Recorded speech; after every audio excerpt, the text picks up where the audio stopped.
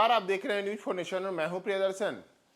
यूं तो लोकसभा चुनाव होने में अभी करीब 1 वर्ष का समय शेष है, लेकिन अगर हम बिहार की बात करें तो बिहार में पिछले 1 वर्ष से ऐसा लग रहा है कि बिहार चुनावी मूड में आ चुका है। और अगर विशेषकर अगस्त 2022 के बाद की हम बात करें तो जब से नीतीश कुमार ने महागठबंधन के साथ बिहार में सरकार बनाई है, तब से बिहार में केवल और केवल किसी चीज की बात हो रही है, तो वो है सरकार बनाने, लोकसभा चुनाव जीतने, लोकसभा चुनाव में प्रतिद्वंदी को हराने को लेकर। और ऐसा ही पिछले दिनों देखने को मिला जब जदयू के गढ़ यानी कि जदयू के राष्ट्रीय अध्यक्ष ललन सिंह के संसदीय क्षेत्र मुंगेर में केंद्रीय गृह मंत्री अमित शाह आए और उन्होंने लखीसराय में एक जनसभा को संबोधित किया। इस जनसभा को संबोधित करने के दौरान अमित शाह ने कई ऐसी बातें कही जो जदयू के शीर्ष नेतृत्व को कांटे की तरह चुभी है, और या तो कहा जाए कि जदयू का तीर जदयू के शीर्ष नेताओं को ही घायल कर रहा है।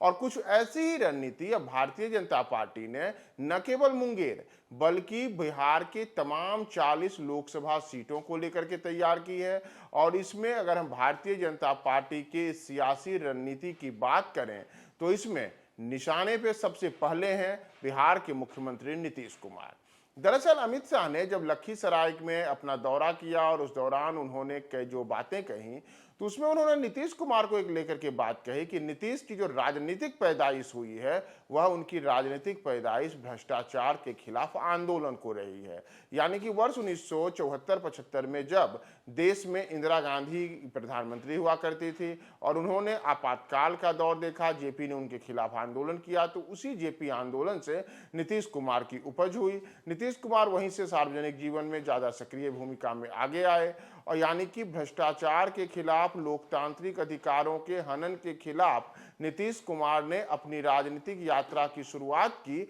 और अमित शाह ने यही बताया कि अब वही नीतीश कुमार ऐसे लोगों की गोद में जाकर बैठ गए हैं जो भ्रष्टाचार के नायक कहे जाते हैं। उनका इशारा बिहार के पूर्व मुख्यमंत्री लालू यादव, उनकी पत्नी राबड़ी देवी और उनके परिवार के अन्य सदस्य थे, जो पिछले अगर देखा जाए तो वर्ष 1994-95 के बाद से लगातार कई प्रकार के घोटाले और भ्रष्टाचार में हमेशा से आरोपित बने रहे हैं। लालू यादव तो सजायाफ्ता भी हो चुके हैं। तो इसी को लेकर के अमित शाह ने अपना निशाना साधा था और कहा था कि नीतीश कुमार तो भ्रष्टाचार के जो जनक रहे हैं उनकी गोद में बैठ गए हैं। इतना ही नहीं, नीतीश कुमार के बार बार अचानक से अपने साथियों को छोड़ करके जो पलट जाने की शैली रही है, यानी कि कभी एनडीए तो कभी महागठबंधन, फिर एनडीए, फिर महागठबंधन, तो इसे लेकर के भी उन्होंने कहा है कि नीतीश कुमार तो अपनी जो राजनीतिक प्रतिबद्धता है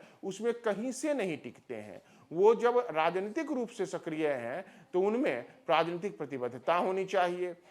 लेकिन स्थिति है कि नीतीश कुमार पर कोई भरोसा नहीं कर सकता। जिसके साथ रहते हैं उसके ही पैर पर कुल्हाड़ी मार देते हैं, जिसके साथ रहते हैं उसके ही पीठ में चाकू भोंक देते हैं, यानी कि वो हमेशा से राजनीतिक में दगाबाजी करते हैं। तो दरअसल अमित शाह और भारतीय जनता पार्टी की जो रणनीति है वह नीतीश सरकार को 2 मुद्दों पर घेरने की है। एक मुद्दा है भ्रष्टाचार का, और इसी भ्रष्टाचार के मुद्दे में चाहे लालू यादव का भ्रष्टाचार हो या केंद्र में जब डॉक्टर मनमोहन सिंह के नेतृत्व में यूपीए की सरकार हुआ करती थी तो उस सरकार के दौर में कांग्रेस के नेताओं के ऊपर जो कई तरीके के भ्रष्टाचार के आरोप लगे थे, या फिर जो यूपीए में जो शामिल घटक दल थे उनके नेताओं पर जो आरोप लगे थे, उन सब को लेकर के ही भारतीय जनता पार्टी ने एक नारा जो कहें कि एक बात जारी की है कि 20 लाख करोड़ का भ्रष्टाचार, यानी कि जो भी साथी नीतीश कुमार के साथ हैं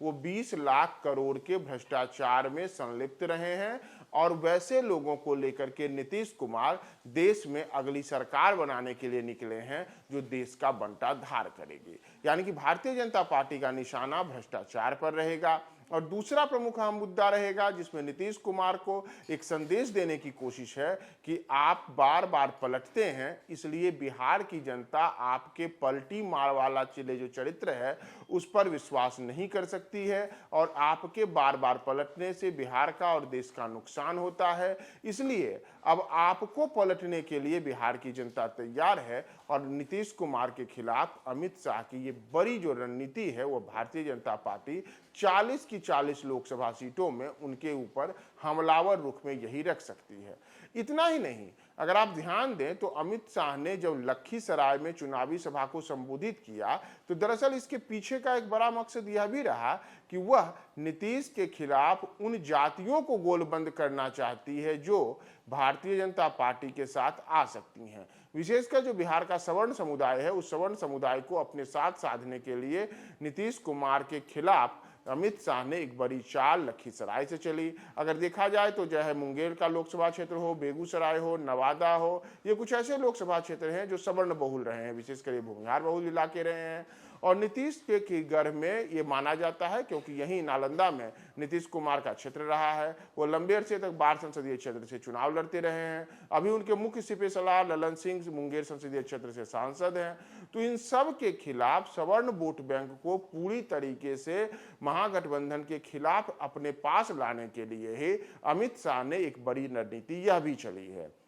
अब देखना यह महत्वपूर्ण होगा कि लखीसराय से जो भ्रष्टाचार को लेकर के, राजनीतिक प्रतिबद्धताओं में पलटू मार वाली स्थिति लेकर के और बिहार के सवर्ण समुदाय को अपने साथ जोड़ करके अन्य समुदायों को भी साथ लेकर चलने की जो तिहरी रणनीति पर भाजपा चली है, उसमें अब भारतीय जनता पार्टी कितना सफल होती है और आगे आने वाले समय में जो 40 की 40 लोकसभा सीटें हैं वहां भाजपा अगर इसी प्रकार से आक्रामक बयानबाजी का दौर जारी रखती है तो क्या मतदाता भाजपा की ओर आकर्षित होते हैं या फिर वह केवल इसे जुमलाबाजी समझते हैं? क्या होगा इसका आगे आने वाले समय में परिणाम, यह हम आपको बताएंगे। आप हमारे साथ बने रहें न्यूज़ 4 नेशन पे।